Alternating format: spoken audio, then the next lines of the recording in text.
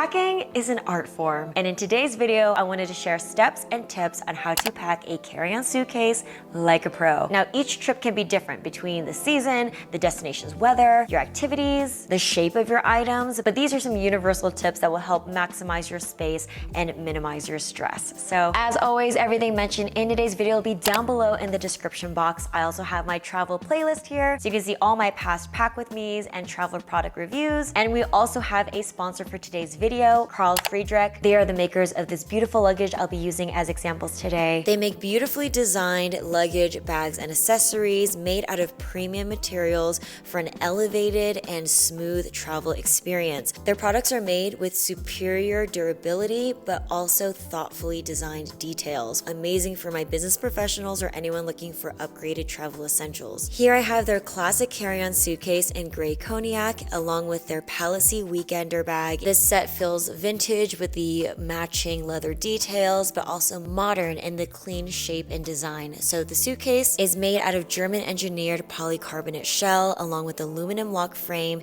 and vachetta leather detailing. The inside comes with 2 compression straps and a compression pad, and the Hinomoto wheels give you superior glide. The vertical lines, the rivets, the leather details even on the handle make this an incredibly chic bag. I've already taken the suitcase out a couple times. It is incredibly secure, smooth, sleek, compact, easy to use, and the design details make it incredibly unique for my collection. And the Palacy Weekender is a gorgeous vachetta leather bag. It has a spacious main compartment with a couple interior pockets and 1 sleek external slip pocket. The nylon canvas lining makes it very usable on the inside. Capacity surprised me. This is a great weekender bag that you can pack clothes and shoes very easily. I even was able to fit my 16-inch laptop in here. I was able to use this as a personal item on Frontier and United, but please use your own best judgment. Overall, this is a gorgeous leather weekender bag that reads luxe and professional all in one. It comes with a shoulder strap. Over time, this leather is going to get so gorgeous and worn in as I take it along my adventures with me. So if you're interested in trying Carl Friedrick, they come with a lifetime warranty, a 100-day trial, and free shipping and returns. I'll include all the details for you guys down below in the description box. All right, so there's 2 phases to the operation. Phase 1 is to get all of your items and pieces of clothing into their respective organizers. Phase 2 is to place all of the organizers into the suitcase in the best possible way. So let's start with phase 1, packing of the items. So let's start off with the biggest category, clothing. Instead of going with a packing list of all these individual outfits, is to go with a capsule wardrobe. Because it's a core set of items that all correspond to each other, top and bottom wise, all the colors harmonize, you don't really have to predetermine what every single outfit's gonna look like. You can just kind of do a grab bag of a top and bottom. You're minimizing the amount of items you have to pack, and honestly, you're probably maximizing the amount of looks that you're creating too. So if you need some guidance, I'll link my video where I talk through my 12-piece formula. So once you finalize a capsule wardrobe, you're going to use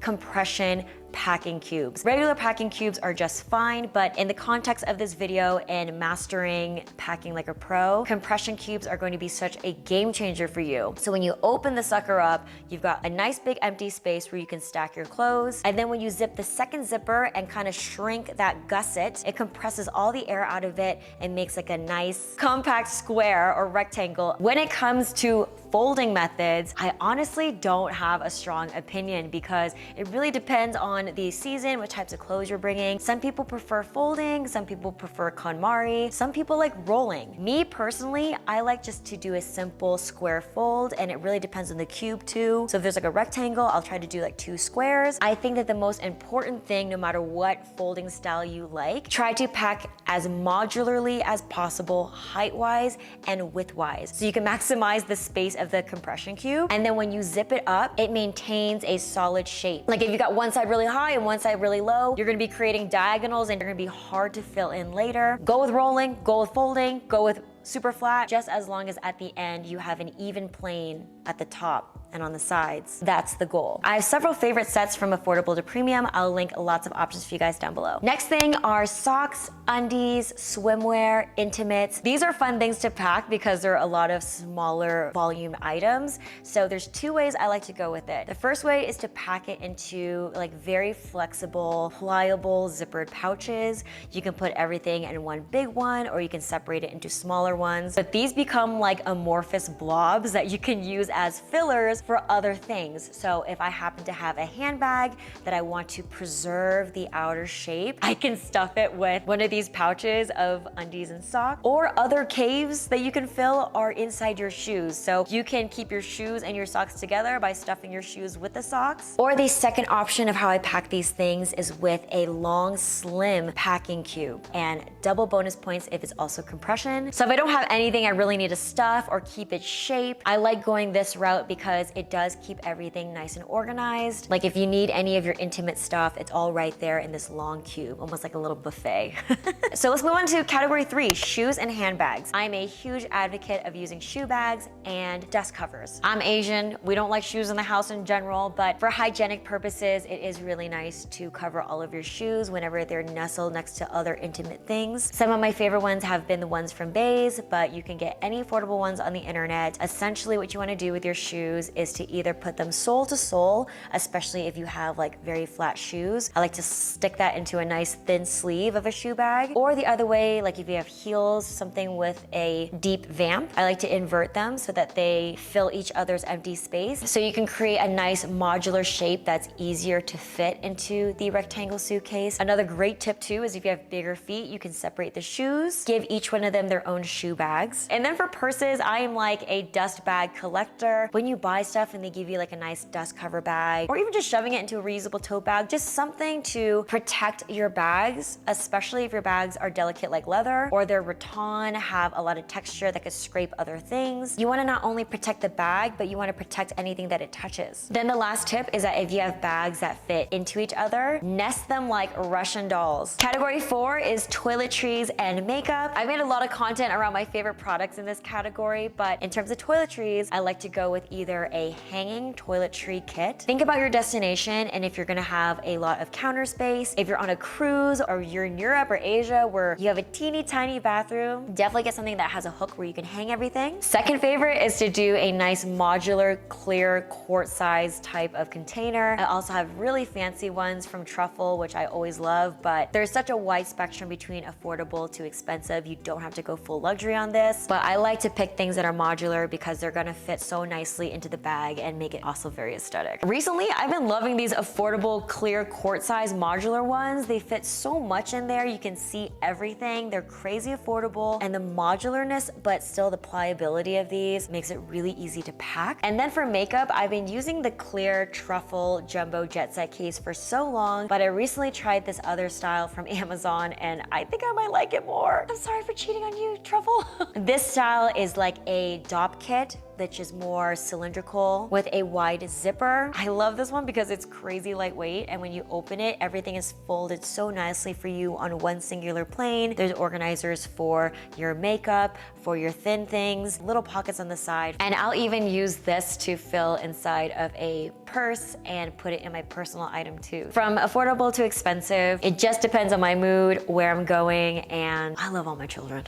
Category number 5 is all of your miscellaneous bits, bobs, odd-shaped things. I'll kind of start to gather these things that don't naturally fit into those main buckets. Things like my curling iron, miscellaneous tech products, tripods, my press-on nails, bulkier pieces like sweaters or hoodies, sunglass cases, and then of course a extra little laundry bag for my dirty clothes at the end of my trip. Gather all of these things in a nice pile next to you. Get your carry-on suitcase, crack it open, and we're moving on to phase number 2. It is time to pack the actual suitcase. You've got your mountain of things that you want to put in there. I love gathering all the items next to the suitcase first so you know what you're working with. This is like your inventory. The game is to Tetris all these things into your suitcase and to do it methodically and intentionally. So my first step is to look at the side of the suitcase that has the handle. As you'll notice, there's these nice divots and ridges that the handles create in the suitcase. I love to fill those divots first so that it creates an even plane. Some of my favorite go-to things to fill the space is my curling iron. I have like the Dyson Styler Air Wrap, and most of the time I'm filming in my destination, so I'll have my slim tripod that I can also slide in here. If I ended up packing that tube cube, that slim cube with all of my intimate items, that fits perfectly. I have one of these canals in the suitcase that can fill one space. Shoes, especially like sandals that are already really flat, but might be the width of the channel. If you have sturdy hardcover sunglass cases, I also have these rectangle press-on nails. I like to jam those in there. Point being is that I try to line all three of these empty lanes as much as possible so that I have a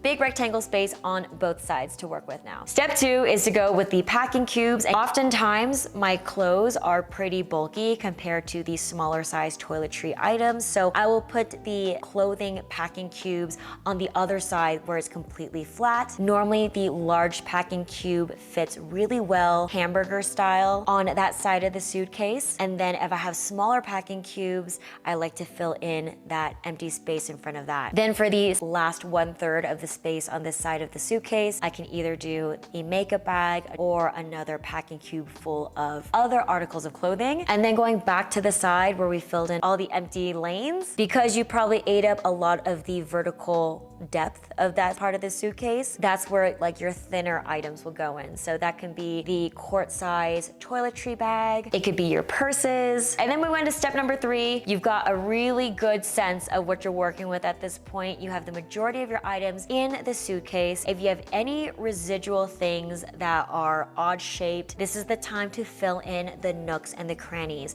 I want you to think about all the corners of the suitcase. There's a lot of potential there to stack items in each corner. And then if you're going with the compression cubes, normally they'll create a slight curvature on the edges. So you have those spaces to fill up and stack things flat to fill in that empty volume. And if you've forgotten something to pack and you're in a rush, this is also a great time to jam anything you need in there. Whatever it is, leverage all of your corners laterally and lay down anything to fill horizontal gaps too. And then step number 4, if you have a sweater or a light piece of outerwear that you want to pack, I do it 2 different ways. I'll either try to wear it onto the plane. You obviously need something in case it gets cold on the plane anyway, and you want to minimize the heaviness and the weight of your suitcase. You can wear it tied around your waist, you can wear it around your shoulders, you can wear it all together. Sometimes, especially in the winter, I will wear 2 coats in the plane, straight up.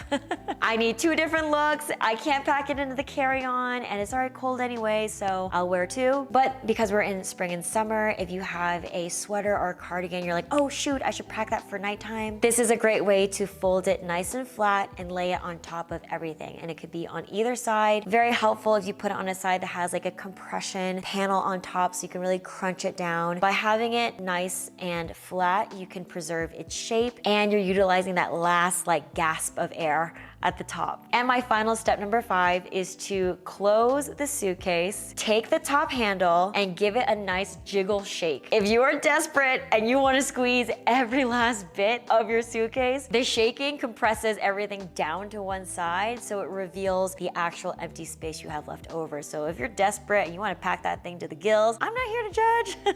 That's where you're gonna get your last real gasp of air. Fill in those corners with whatever you need. Or maybe you just want to see what leftover space you have because you want to buy something at your destination. That is where you can really see the leftover space you have for your suitcase so that you can mentally prepare and not overbuy so that you don't overpack. All right, so that does it for today's video. Those are my methodical steps and tips that I have for packing your carry-on suitcase like a pro. If you guys like this content, please give me a thumbs up and subscribe. It helps my channel out so much. And if you want to look at any of my past archive content, I've made so many different capsule wardrobes and pack with me travel videos. I'll link those playlists for you guys down below in the description box, along with options for all of today's items and of course our sponsor Friedrick and the beautiful pieces that I mentioned today. I love you guys so much. I hope you're having an amazing day out there, sending you so much good energy, and I'll see you in the next video. Bye!